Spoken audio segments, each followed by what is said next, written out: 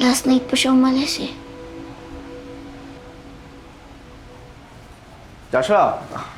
Kuya, nag-food shopping ka na naman. Baka maubos na yung laman ng pantalon.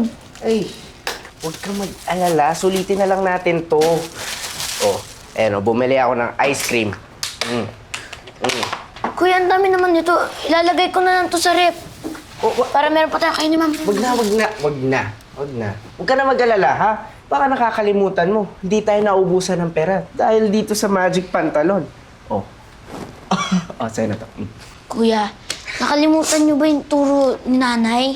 Ang turo sa atin ay hindi dapat nagsasayang. Joshua, noon yun. Kasi kailangan natin magtipid para may makain tayo ng kinabukasan. O sige, alis na ako, ha? Kuya, saan ka pupunta? Kakarating mo lang, aalis ka ulit. Dahil ako ng mga bago kong kaibigan. Magkakasino daw kami. Ah, Sige na, kuya! kumain ka na dyan. Kumain ka na.